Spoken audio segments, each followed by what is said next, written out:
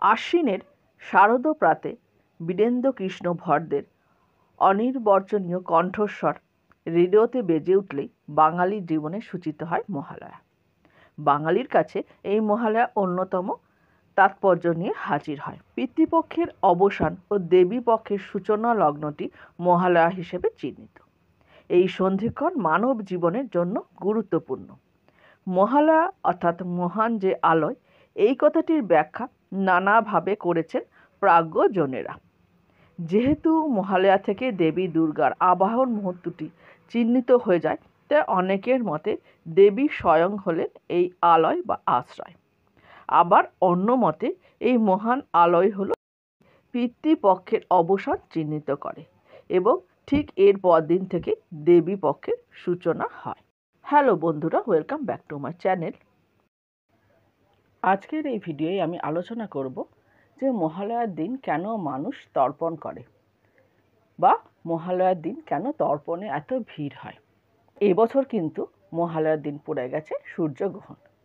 তাই আমাদের মনে নিশ্চয়ই প্রশ্ন জাগছে যে সূর্যগ্রহণের দিন কি তর্পণ করা যাবে? সূর্যগ্রহণের দিন কি তর্পণ করা শুভ? তাহলে আমরা কি করব? সে বিষয়ে আজকের এই ভিডিওটি ভালো লাগলে অবশ্যই লাইক করে, কমেন্ট করে, সাবস্ক্রাইব করে দেবেন। আর চলুন জেনে নিই মহালয়া কী এবং তর্পণ কী এবং গ্রহণের দিন আমরা কিভাবে তর্পণ করব। এই বছর আশ্বিন মাসের অমাবস্যা তিথিতে পালিত হয় মহালয়া। হিন্দু ধর্মাবলম্বীদের কাছে মহালয়া তিথি বিশেষ গুরুত্বপূর্ণ। এই দিনে পিতৃ তর্পণ করার প্রথা প্রচলিত আছে, সেই কারণে একে সর্বপিতৃ অমাবস্যা বলা হয়ে থাকে। প্রয়াত পূর্বপুরুষদের উদ্দেশ্যে এদিন জল দেওয়া হয় ও তর্পণ করা হয়। প্রচলিত বিশ্বাস অনুসারে পিতৃপক্ষে প্রয়াত পিতৃপুরুষেরা তাদের জীবিত উত্তরপুরুষদের হাত থেকে জল নিতে নেমে আসেন। মহালয়ার দিন তারা জল পেয়ে তুষ্ট হয়ে ফিরে যান। প্রয়াত পিতৃপুরুষদের এদিন বিদায় জানানো হয় বলে সারা বছরের মধ্যে সর্বপিতৃ অমাবস্যা হল সবচেয়ে গুরুত্বপূর্ণ অমাবস্যা তিথি। পিতৃপক্ষের এক পক্ষকাল পিতৃপুরুষরা মনুষ্যলোকের কাছাকাছি চলে আসে। পুরাণ মতে ব্রহ্মার নির্দেশে গড়ে ওঠে এই মহামিলন ক্ষেত্রটি।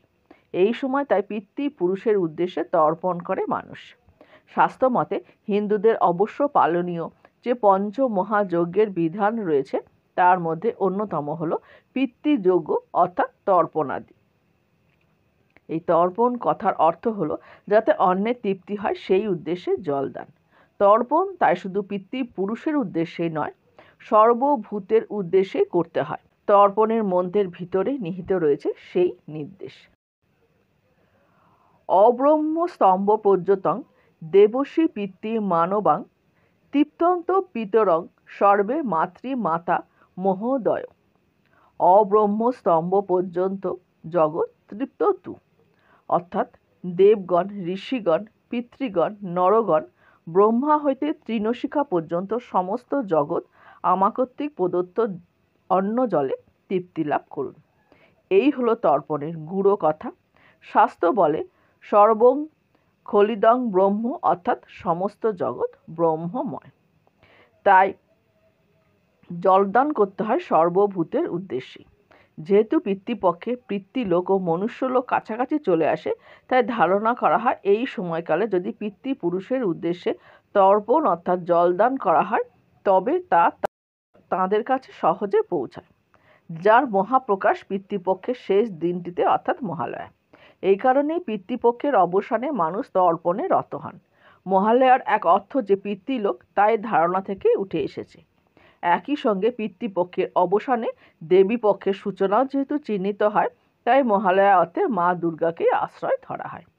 শাস্ত্রে কথিত আছে এই দিনেই মহিষাসুর বধের দায়িত্ব গ্রহণ করেন দেবী দুর্গা। যারা তাদের পূর্বপুরুষদের মৃত্যুর তারিখ জানেন না, তারা সর্বপিতৃ অমাবস্যার দিনে তাদের সমস্ত পূর্বপুরুষের শ্রাদ্ধ করতে পারেন। কিন্তু কিভাবে শুরু হলো তর্পণ প্রথা, এ বিষয়ে ভিন্ন ভিন্ন মত পাওয়া যায়। রামায়ণ অনুসারে ত্রেতা যুগে শ্রীরামচন্দ্র অসময়ে দেবী দুর্গার আরাধনা করেছিলেন লঙ্কা জয় করে সীতাকে উদ্ধার করার জন্য। শাস্ত্র মতে দুর্গা পুজো বসন্তকালে হওয়ায় নিয়ম। শ্রীরামচন্দ্র অকালে দুর্গাপুজো করেছিলেন বলে একে অকাল বোধন বলা হয়।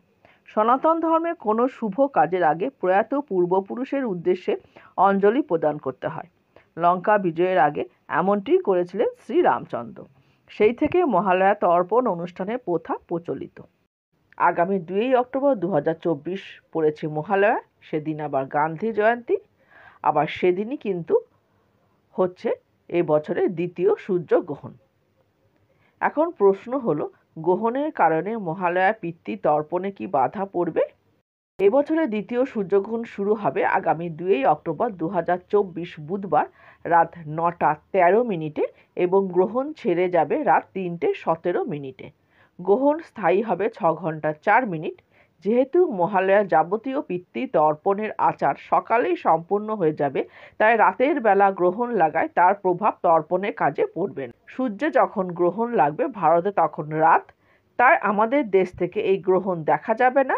গ্রহণ দেখা যাবে না বলে গ্রহণের সূতক কালও এখানে কার্যকরী হবে না।